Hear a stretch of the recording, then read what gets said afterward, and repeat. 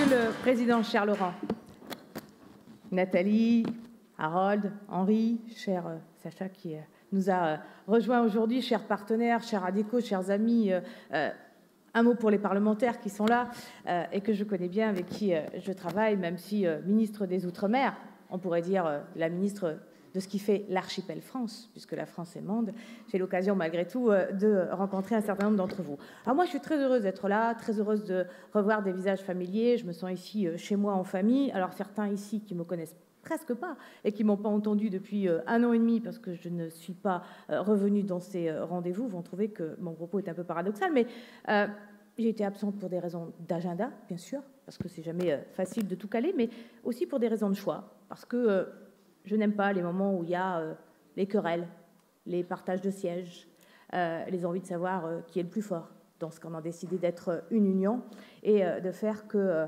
nous allions être une seule famille. Et ma présence ici, c'est pour affirmer que si j'ai voulu et participer à son rassemblement, eh bien, je réaffirme aujourd'hui ma présence à cette famille et ma appartenance à cette famille, c'est le mouvement radical.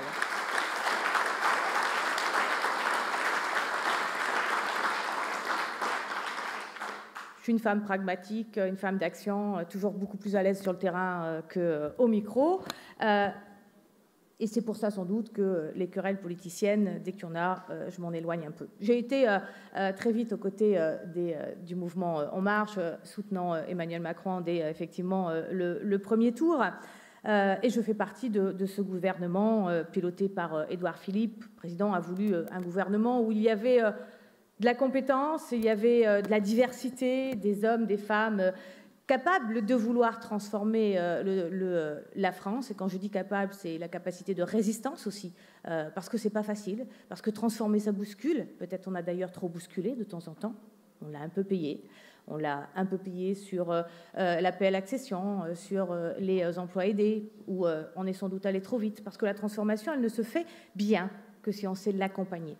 Et ceux qui sont ici élus ou d'autres qui sont militants savent très bien que cette notion d'accompagnement est essentielle parce que ça fait partie du besoin d'explication, de pédagogie, de démonstration qu'effectivement cette transformation, elle est nécessaire. Alors, on disait qu'on était radicaux issus de deux rives. Eh bien, aujourd'hui, on a une position claire, elle est clarifiée. Ceux qui sont ici font effectivement partie de la majorité présidentielle et j'avais besoin de cette clarification. Et je suis heureuse d'être là avec vous aujourd'hui. Alors, ça ne veut pas dire qu'on ne garde pas notre liberté, parce que les radicaux et la liberté, voilà, c'est essentiel. Eh bien, cette liberté, il nous faut la garder. C'est ce qui fait notre originalité. C'est ce qui fait que, sans doute, le président de la République a appelé 3 membres du mouvement radical ou des 2 mouvements historiques qui nous ont construits à faire partie de son gouvernement. Petite parenthèse pour dire un grand merci à Jacques Mézard.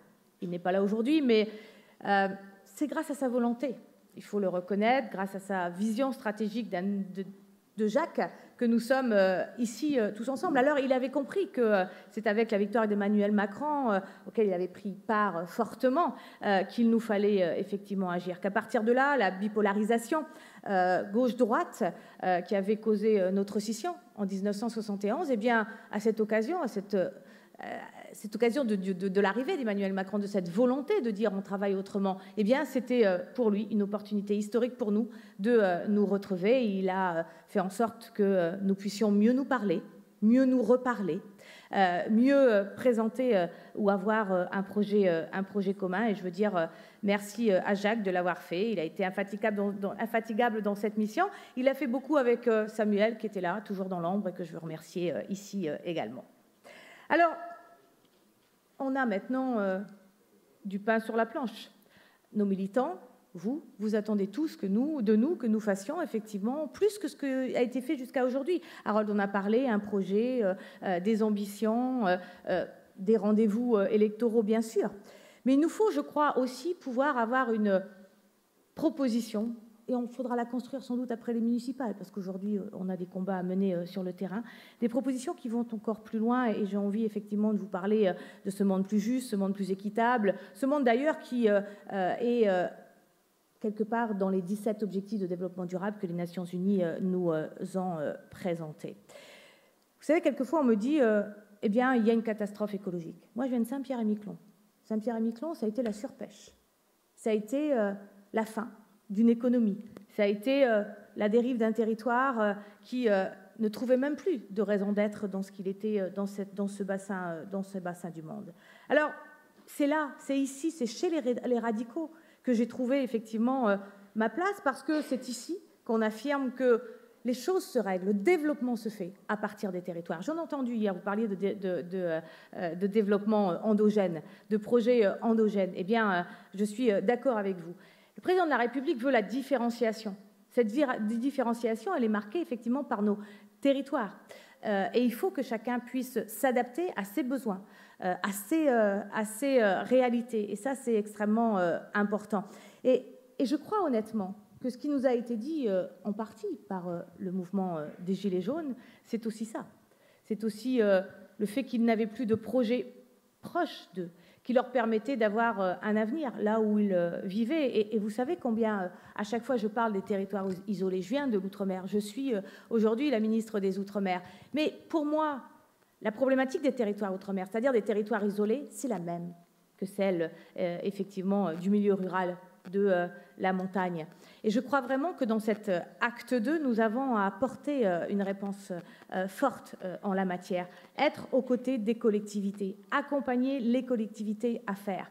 Mais pour ça, il faut effectivement que cette confiance, elle puisse renaître. Et je crois qu'à l'occasion des municipales, c'est sur ce sujet de la confiance que nous devons davantage travailler. Vous savez, quand on connaît un territoire comme Mayotte, vous me donnerez peut-être d'autres exemples en métropole, mais comme Mayotte, où la France a totalement été absente. Du coup, moi aussi, je crois à une France forte, à un État fort dans ces territoires. C'est indispensable. Mais un État fort dans ces territoires, ce n'est pas un État qui fait tout. C'est un État qui sait accompagner. C'est un État qui, quand il pense ses dispositifs, ses lois, il a un réflexe. Ce que moi j'appelle le réflexe outre-mer, pour obliger tous mes collègues à penser au territoire d'outre-mer. Mais ce réflexe, c'est le territoire des réflexes isolés qu'il faut davantage avoir. Ce réflexe des territoires isolés pour savoir comment cet outil, on va l'utiliser à tous les échelons des territoires, dans les communes, dans les départements ou dans les régions, selon effectivement la question des compétences ou la question de l'outil et de notre volonté de mieux faire. Et c'est là-dessus que vous avez beaucoup débattu hier, sur cette clarification, en fin de compte, des compétences de chacun, du rôle de chacun. Et on voit bien que moi, je suis pour une décentralisation beaucoup plus forte. Mais en même temps, j'observe des territoires d'outre-mer où l'État aide à mettre en place un certain nombre de projets, mais ne sait pas, quelque part, être suffisamment fort par rapport à ceux qui ne le font pas. Parce que nous avons des collectivités qui décident de ne pas travailler dans l'intérêt général ou dans l'intérêt des populations parce qu'à côté, la mairie, elle n'est pas de son bord, parce que le département n'est pas du même bord que la région. Et ça, comment on règle ça? Et ça m'inquiète beaucoup parce que moi, je le vois sur le terrain tous les jours. Il n'y a pas d'eau en Guadeloupe, robinet, il n'y a pas d'eau. Pourquoi? Parce que des élus ne s'entendent pas ensemble, parce qu'on n'a pas fait la clarté sur le rôle de chacun et les compétences de chacun. Pourquoi il n'y a pas d'école à Mayotte? Parce que la collectivité n'a pas pris la mesure, effectivement, des défis qu'elle a besoin de relever, mais aussi parce qu'elle n'a pas su organiser sur le territoire cette nécessité d'ingénierie pour répondre à des besoins. Alors, moi, je crois véritablement que dans cette clarification des compétences, dans cette peut-être nouvelle vague de décentralisation, dans ce débat qu'on aura aussi sur un autre sujet, c'est-à-dire la place des élus, la revalorisation de l'engagement, le rôle des élus dans les territoires avec la loi que porte Sébastien Lecornu, eh bien, on aura l'occasion de réaffirmer cette nécessité d'être plus proche du terrain, de donner plus de liberté au terrain, comme d'ailleurs aux entreprises, mais aussi de cadrer, de mieux cadrer, et de savoir agir quand il n'y a pas d'action ou quand l'action ne va pas dans le sens qui est indispensable au nouveau modèle que nous voulons, à cette transformation que nous voulons. Et puis, vous le savez, le président de la République a parlé d'urgence climatique. Moi, je suis, et j'ai été secrétaire d'État au développement et à la francophonie. À cette occasion, j'ai participé au débat aux Nations Unies de la mise en place des 17 objectifs de développement durable, c'est-à-dire l'agenda 2030. 2030, c'est là, hein, bon. 2030, où on avait à la fois, bien sûr, des exigences environnementales, mais aussi sociales, mais aussi économiques. Est inscrit aussi l'égalité homme-femme, un débat qui a sa place, et chez nous plus fortement encore qu'ailleurs dans le temps, mais qui va être exprimé par le gouvernement plus fortement. Eh bien, c'est des 7 objectifs de développement durable. D'abord, il parle à personne. Ensuite, c'est 120 indicateurs que personne ne comprend, sauf qu'on a là un premier rendez-vous. Et je vais vous le dire en avance. La France est loin d'être au rendez-vous de ces engagements et de ces 19 objectifs de développement durable. Alors oui, à l'urgence écologique, mais oui aussi à une prise en compte de tous nos défis. Et ça, c'est extrêmement important. Et pour ça, avec mes équipes, j'ai essayé de faire pour les territoires d'outre-mer, mais on peut le faire pour tous les territoires isolés, parce que je crois qu'on est véritablement en mesure, dans les territoires isolés, de porter des solutions qui répondent effectivement aux besoins des territoires ou aux défis des territoires. J'ai pensé cette trajectoire 5.0. C'est quoi 5.0 ? Eh bien, c'est simplement les 17 objectifs de développement durable qui rentrent dans 5 points pour donner des dynamiques dans les territoires, pour faire en sorte que des parlementaires puissent signer avec le président de la République, avec le Premier ministre, des engagements forts, et pour faire que nos territoires isolés soient des pionniers, parce qu'on est des territoires de solutions. On est des territoires de solutions. C'est quoi le 5.0 ? C'est zéro déchet pour des sociétés économes, préservatrices des ressources. C'est favoriser les circuits courts, vous en avez parlé, et c'est changer de modèle de gestion des déchets. Et d'ailleurs, la loi que Brune Poirson prépare sur le gaspillage pourra nous y aider. C'est zéro carbone, en intégrant davantage effectivement d'énergie renouvelable dans notre mix énergétique, production d'électricité et bien sûr de le faire également dans les mobilités plus propres, et nous avons là aussi des lois sur lesquelles nous pouvons nous appuyer. C'est zéro polluant agricole. Alors je sais, j'ai assisté hier aux différentes discussions. C'est pour protéger les populations, bien sûr, des produits chimiques dans leur quotidien, mais c'est aussi effectivement pour recréer des filières agricoles plus durables. Le mot filière agricole est indispensable. C'est dans la loi ALIM, c'est porté par le ministère de l'Agriculture. Il faut qu'on soit davantage à l'œuvre en la matière. Et je sais qu'on peut arriver. Parce que quand la banane française y arrive dans les Antilles, ça veut dire qu'on peut y arriver partout. Parce que le contexte, effectivement, des territoires d'outre-mer montre combien la difficulté est encore plus importante, puisqu'on est dans des milieux intertropicaux et qu'il n'y a pas d'hiver pour jouer le rôle de vide sanitaire. Alors, si on y arrive dans des territoires comme l'outre-mer, on peut y arriver partout. Mais j'ai entendu aussi qu'il faut qu'on le fasse chacun à notre rythme, d'où la question de la différenciation. Et là, je crois que c'est important. N'oublions pas le zéro exclusion. C'est ce que vous appelez aussi la question du défi social. Le zéro exclusion est pour moi extrêmement important. Discrimination, inégalité, comment on lutte contre ces inégalités dans notre territoire, c'est ce que aussi les Français très en colère nous ont rappelé l'an dernier. Et ne nous méprenons pas, la crise n'est pas totalement derrière nous, et nous avons besoin encore sur le terrain, comme partout et à tous les niveaux, d'aller davantage à la rencontre de nos concitoyens. Et puis il y a le zéro vulnérabilité, parce que le dérèglement climatique touche bien sûr les Outre-mer avant les autres territoires, mais la France n'a pas, enfin l'Hexagone n'a pas été épargné, et il faut qu'on s'adapte au dérèglement climatique. C'est souvent quelquefois plus facile d'apporter une réponse rapide dans un territoire d'Outre-mer, c'est plus petit. Où j'ai la possibilité peut-être aussi de décider un peu plus vite. C'est pour ça qu'il y a un délégué interministériel au risque majeur Outre-mer avec une loi spécifique. Vous avez peut-être entendu parler des sargasses. Les sargasses sont effectivement des algues vertes qui qui envahissent les plages des territoires d'outre-mer, tout simplement parce que ça vient de la pollution, du changement de courant, du refroidissement du réchauffement de nos océans. Et tout ça, c'est sur les plages des Antilles, comme d'ailleurs plus largement de toutes les Caraïbes. La problématique, c'est quoi? C'est une crise, bien sûr. Et c'est extrêmement important. C'est quelque chose qui vient casser le rythme de développement, notamment touristique, dans les territoires d'outre-mer, mais c'est aussi des produits, c'est aussi une algue qui est totalement toxique si elle n'est pas ramassée dans les 48 heures pour les populations qui sont à côté. Alors on travaille avec, effectivement, sur un certain nombre de sujets, parce que cette catastrophe, elle est naturelle. Mais ce n'est pas une catastrophe naturelle au sens des assureurs. Et aujourd'hui, les Antillais, les Martiniquais qui ont perdu leur frigo, leur ordinateur, etc., parce que ce gaz et cette algue attaque, ou du moins ce qu'elle porte et transporte, attaque tout ce qui est métal, eh bien, n'ont pas été indemnisés. Et vous en connaissez d'autres, des situations en métropole exactement pareilles. On va donc avoir une loi qui va permettre, dans les territoires d'outre-mer, de prendre en compte ces spécificités. C'est là la question de la prise en compte de la différenciation. Peut-être certains parlementaires pourront saisir cette loi pour faire en sorte qu'on en parle plus largement au plan national. Vous savez aussi qu'à Mayotte, on a découvert un volcan. Pour la première fois, nous, humains, nous allons pouvoir observer un volcan qui sort, un volcan sous-marin qui a pris 800 mètres en une année, qui fait que Mayotte connaît des séismes depuis 3 ans sans qu'on ait véritablement, dans un premier temps, eu les explications. Et on voit bien que ce type de phénomène, eh bien, on est incapable de l'appréhender. On ne sait pas quels sont les risques véritablement.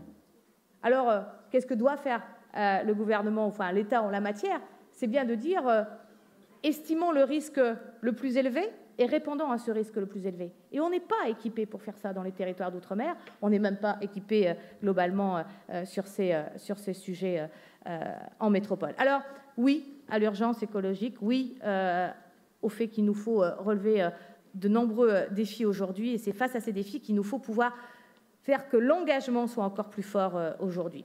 J'ai entendu un ex-président de la République parler de la difficulté de la démographie et que, bien entendu, l'urgence écologique, certes, mais que la difficulté était effectivement la démographie, certes. Oui, la démographie, aujourd'hui, est une vraie question. Elle fait partie des défis que nous avons à relever, mais il ne suffit pas de la constater.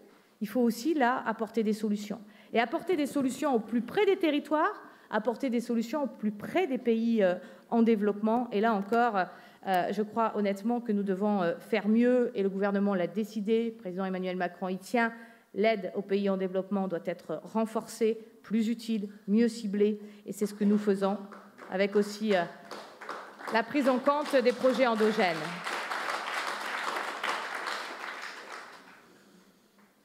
Alors, peut-être un mot pour terminer, parce que je sais que vous attendez tous Laurent qui doit conclure et que je devais parler de plusieurs choses, mais je crois qu'il faut savoir aussi conclure une chose. Parce que vous allez me dire, urgence climatique, le président de la République, effectivement, en parle, et quid des accords de libre-échange? Et quid du CETA? Je vais en parler très rapidement parce que c'est un sujet qui traumatise quelquefois un certain nombre de territoires. Vous savez, cet accord de libre-échange, il a été remis sur la table par Nicolas Sarkozy, à la demande de 10 grandes entreprises françaises, qui voyaient effectivement leur capacité de pouvoir se développer au Canada. Les Canadiens, c'est mes voisins. Je sais de qui je parle. Et je sais comment ils fonctionnent. Et je sais aussi que cet accord de libre-échange, je l'ai combattu. Je l'ai combattu beaucoup pendant le mandat de Nicolas Sarkozy parce que l'Europe, le négociateur européen, n'avait absolument pas de vision ouverte, le libéralisme à tout craint. Et c'est tout ce qu'il défendait. Et on avait en face un Premier ministre, Harper, qui était lui aussi climato-sceptique, et c'était extrêmement inquiétant. Et puis, il y a eu effectivement la période François Hollande. Tout le monde sait ici que j'étais membre de son gouvernement.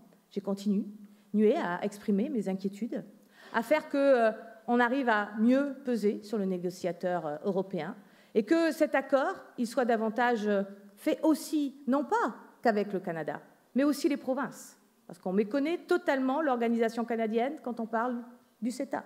Et que la plupart des compétences, elles ne sont pas fédérales. Et qu'enfin, à l'époque de François Hollande, on a intégré les provinces dans la négociation. Et là, ça change tout. Et là, ça change tout. Alors, je parle d'un accord qui n'est pas très positif pour mon territoire. Parce qu'on est exclu de cet accord tout simplement parce qu'on est des Européens vivant sur un territoire non européen. Donc, une fois que j'avais mis ça à part, ce qui effectivement est un autre sujet, nous avons forcé, et le président Emmanuel Macron l'a fait intégrer, la condition que cet accord effectivement pouvait se faire que si le nouveau Premier ministre canadien et les ministres des provinces, les différentes provinces canadiennes s'engager sur la question du climat. Et nous avons réussi à le faire. Et nous avons réussi à imposer notre marque là-dessus. Alors cet accord, il est bon. Il est bon pour la France. Il faudra, comme pour le reste, surveiller, veiller. Mais le Canada est en totale évolution. Le Canada, aujourd'hui, a plus de gestes de lutte contre le dérèglement climatique, peut-être que beaucoup de nos partenaires européens. Alors oui, il faut faire confiance au développement du Canada. Il faut tirer par le haut. Il faut que l'Europe tire par le haut. Mais je suis complètement, effectivement, contre le Mercosur et je suis ravie, parce qu'on aurait pu être là en opposition, avec le président de la République qui a décrété que cet accord ne verrait pas le jour dans les conditions où il est porté aujourd'hui. Vous savez combien il est compliqué pour les agriculteurs français, mais qu'il aurait été une catastrophe pour les agriculteurs des Outre-mer. Alors voilà, je voulais juste vous dire qu'il y a des combats qu'il faut mener. Et ces combats-là, je pense que les radicaux sont bien placés pour les mener. Cet accord de libre-échange, ces futurs accords, ce nouveau modèle économique, est-ce qu'on peut y travailler tous ensemble? Et moi, je ferai une proposition à Laurent après les municipales, où je souhaite à chacun bonne chance, bonne campagne, bonne chance et bonne réussite. Et j'espère qu'avec l'ensemble de nos partenaires, nous allons pouvoir régler très rapidement les petits détails qui restent à régler. Alors, ce n'est pas des petits détails pour vous, maires, qui êtes concernés. Quand je dis ça, je réalise en même temps que c'est extrêmement important pour vous. Et moi, vraiment, je crois qu'on ne peut pas être partenaire si on ne sait pas se faire confiance. On ne peut pas être partenaire en disant que l'arrivée du nouveau monde, c'est le départ de tous les autres. Ça, ce n'est pas possible. Et que quand ta mère radicale a fait du bon boulot, eh bien, il faut absolument qu'on puisse le soutenir jusqu'au bout et tous ensemble.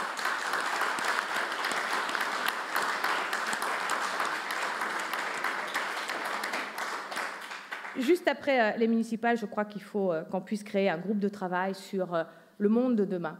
Vous avez parlé de l'Amazonie, je ne vais pas y revenir, Harold en a parlé, de l'Amazonie et de tout ce qu'on observe aujourd'hui, malheureusement, en termes de destruction liée au dérèglement climatique.